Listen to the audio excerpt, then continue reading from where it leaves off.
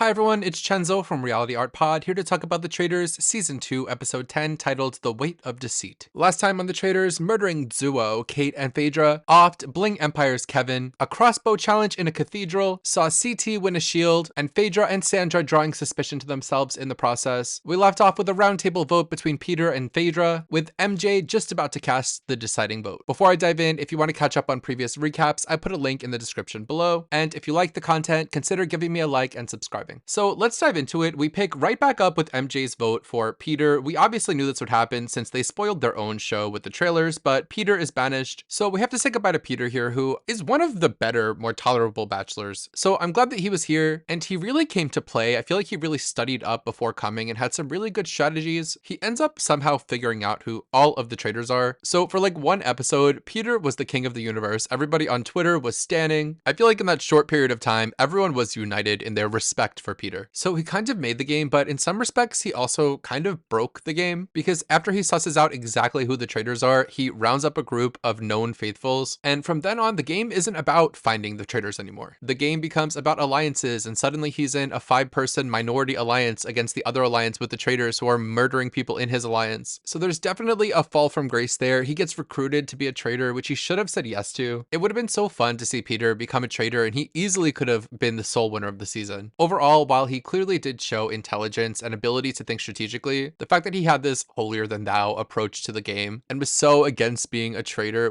it's so whack. So over a span of a few episodes, you go from rooting for him to rooting definitely against him. So we lose him here, off to another lighthouse rendezvous. So Peter tells the group he was a faithful, and Team Bravo feels foolish. MJ is side-eyeing Phaedra, and Trishelle thanks CT for having her back. Trishelle meets with Sandra and Sheree and repeats that she thinks Phaedra is the traitor. MJ tells us that she's upset that she voted out a faithful, but she still doesn't think the arguments for Phaedra being a traitor were strong. CT, on the other hand, has the game pegged, saying the girls know that Phaedra's a traitor and they're cozying up to her, and he believes that Phaedra's a traitor. Sheree tells us she doesn't think Phaedra's a traitor, but she's just bad at defending herself. Kate and Phaedra meet in the turret to murder, and Phaedra impersonates John.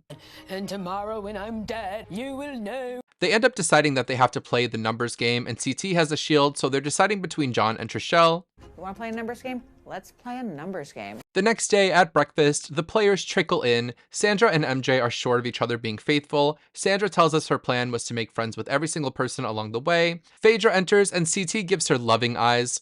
All has to be fair in love and war. Phaedra does a terrible job at this breakfast, especially not really putting any effort into pretending to be faithful, probably because she knows her cover is blown at this point. MJ is having some revelations. If Trishelle or John has been murdered, Phaedra could be a traitor. Kate and Trishelle are last in, revealing that John has been murdered. Flashback to Kate telling Phaedra that she stands a better chance at a round table without John there, and John gets his letter.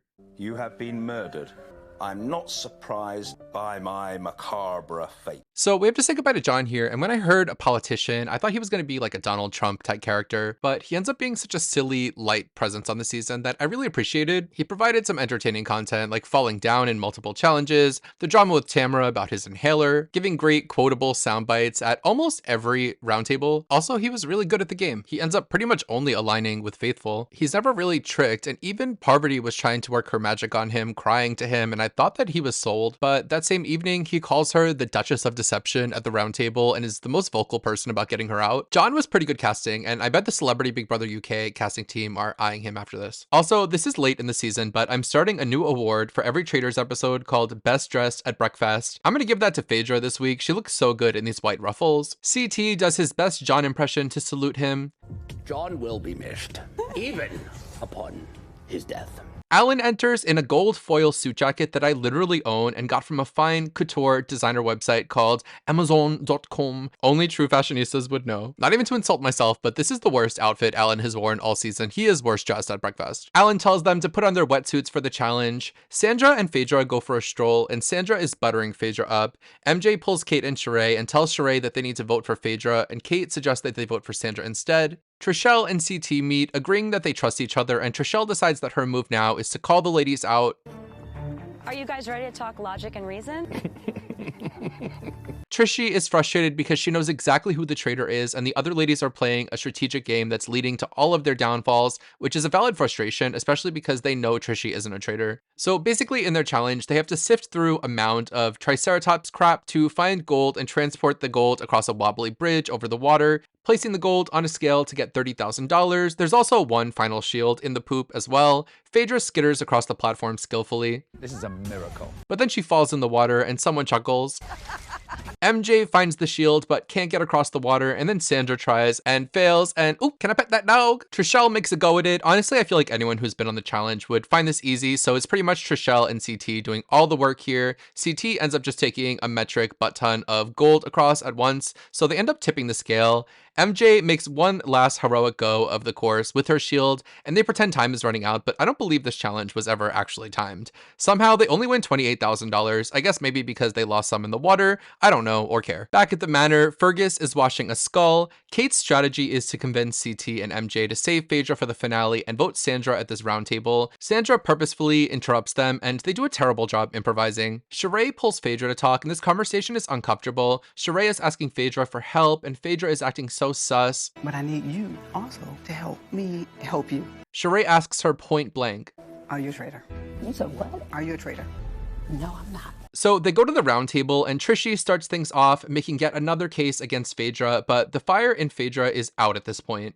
I've never even heard of something so ludicrous. Then MJ and Sandra pile on Phaedra, and she kind of just lays down and dies. I'm very exhausted.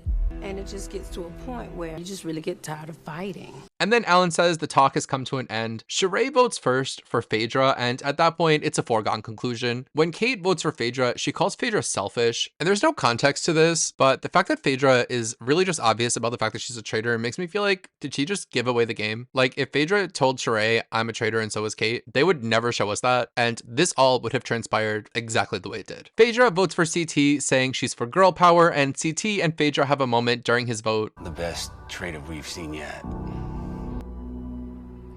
So Phaedra is banished, and she reveals that she's a traitor, obviously. So we say goodbye to Phaedra, who was so entertaining throughout the whole season and really was such a star. She was the only one of my original people that I wanted to see be a traitor that was a traitor. Phaedra starts off playing a great game. Nobody's suspecting her, but mostly because she's just being quiet, letting Dan and Parvati really do all the work, which if I were in the other traitor's shoes, I would find that extremely frustrating that there was someone who's just kind of getting over on me, which really makes Dan calling her out at his final round table like a big F you to her. Dan is skilled at what he does. He really tanked Phaedra's game. She defended herself really well at the round tables though. I think the extra thing that would have really saved her day, and I'm not sure why she didn't do it, is playing up being a faithful. She was flexing on her acting skills anytime she had to act traitorous. If she would have put some of that acting into pretending she was looking for a faithful or throwing out some accusations, I really feel like she could have done better than where she ended up here. I feel like in a way the other faithfuls had similar frustrations as the other traitors did with her, of her laying in the back and letting them do all the work. I also feel like it was kind of a bummer we didn't get one last big performance from Phaedra on the way out. This last roundtable was very macabre and depressing. So we're heading into the finale with 6 players left. 5 faithfuls with CT, MJ, Sandra, Sheree, and Trishelle, and 1 traitor with Kate. So I'm going to predict how I think this entire finale is going to go. So firstly, Kate is going to murder someone. MJ has the shield. I think the best strategic thing for her to do is to murder Sheree. Sheree is definitely a faithful, and if you don't murder her, nobody's voting her out. So murder Sheree. They do some kind of big challenge to win all the money back that they lost. Then one last roundtable where Kate's play is to try to get them to vote out Sandra. Keep in mind, this is the round table where they vote someone out. They don't find out if it's a traitor or a faithful. I think they vote out Kate at this point because I think Phaedra told everyone that Kate is a traitor. And then CT, MJ, Sandra, and Trishie split the money and run. I'm so confident in my predictions, I may not have to even make another video. Let me know in the comments, what do you think is going to happen next week? I will be back next week to talk about the finale. Subscribe so you don't miss it. Until then, have a nice weekend. Bye.